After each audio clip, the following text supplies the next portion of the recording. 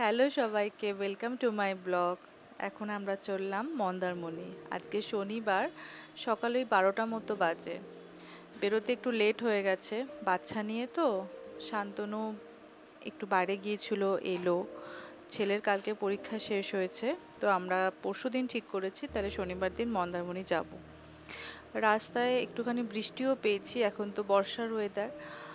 আর এই বর্ষার ওয়েদারে সমুদ্রে আলাদাই একটা মজা লাগে। তো আমরা সবাই মিলে বেরিয়ে পড়লাম মন্দারমণির উদ্দেশ্যে। কি হোটেল ঠিক করব কিছুই ঠিক ছিল না। তো মেক মাই ট্রিপ থেকে আমি ম্যারিনো ব্রিচ রিসর্ট বলে একটা হোটেল আছে সেটা বুক করেছি। দেখা যাক কীরকম কি হবে। চলো, আমরা পৌঁছে গেছি মন্দারমণি। আসতেই পুরো সমুদ্রে দৌড়ে দৌড়ে আগেই চলে গেছি রুমে। কোনো রকমে ব্যাগপত্র রেখে ছেলে আমি দুজনে মিলে বেরিয়ে পড়েছি সমুদ্রের দিকে।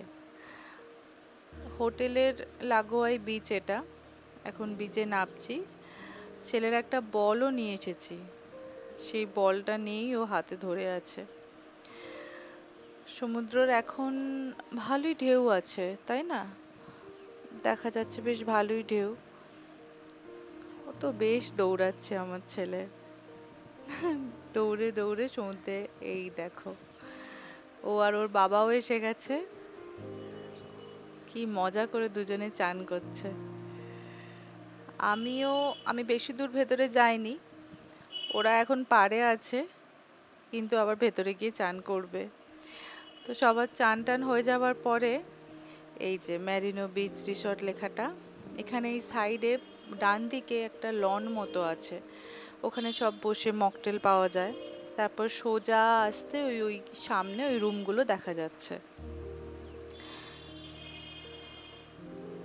তারপরে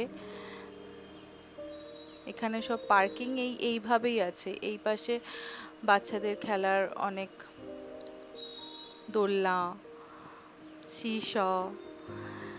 ওরা আর থাকতে পারেনি, সমুদ্রে চান করে এসে আবার পুলে চান করছে।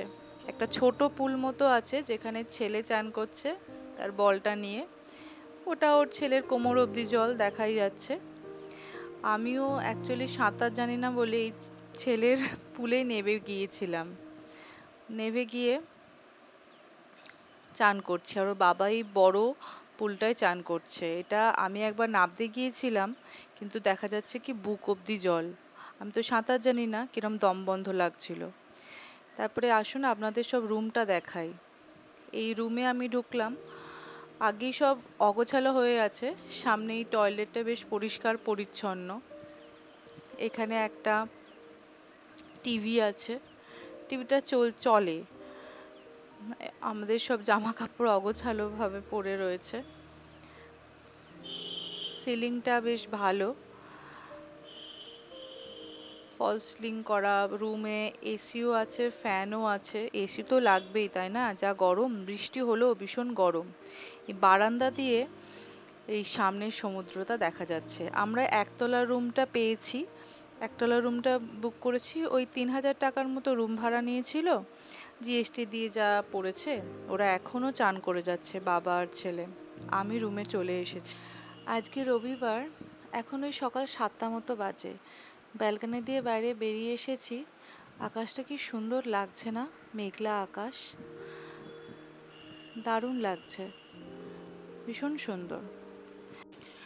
সবাই মিলে তারপরে জলখাবার খেয়ে বেরিয়ে পড়লাম শঙ্করপুরের দিকে। এখন ওই সকাল 10টা মতো বাজে। শঙ্করপুরের রাস্তা দিয়ে যাচ্ছি, পাশে এই সুন্দর সমুদ্রটা দেখা যাচ্ছে।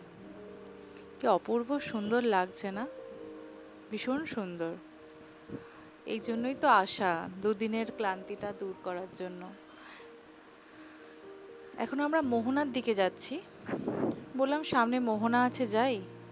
এই দেখো, মোহনা এসে গিয়ে শান্তনু ঘোড়ায় চেপেছে, এবার ছেলেও চেপেছে। আমাকে বলছিল চাপতে এরা, কিন্তু আমি আর চাপলাম না। মোহনায় সেরকম কিছুই নেই, একটা মাছের ভেরি মতো আছে, ভীষণ গন্ধ লাগছিল ওখানে। তো ওখানে আমি আর নাবিনি, গাড়িতেই ছিলাম। শান্তনু আর ছেলে ওই ভেরিটার কাছে গিয়েছিল, গিয়ে তারপরে আবার বললাম চলে যাই রুমে। এখন সন্ধেবেলা ওই ৮টা মতো বাজে। আমরা মার্কেটে এসেছি। মার্কেটে একটা অরুণ আইসক্রিমের স্টল পেয়েছি, ওখান থেকে আমরা সব আইসক্রিম কিনছি। ছেলের গাড়িতে ঘুমিয়েও গেছে। রাত্রিবেলা রুমে এসে মোটামুটি সবাই মিলে ডিনার করে শুয়ে পড়লাম। শুয়ে পড়ার পরে পরের দিন এবার আমাদের বাড়ি ফেরার পালা। বাড়ি ফেরার পথে এই রেস্টুরেন্টটায় শেরি পাঞ্জাবে আমরা সবাই মিলে লাঞ্চ করতে বসলাম। এখন ওই ৩টে মতো বাজে।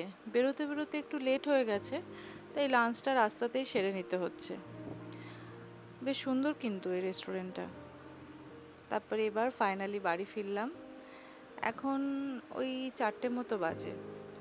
কোলাঘাটটা ক্রস করছি, ক্রস করে বাড়ির দিকে আসছি।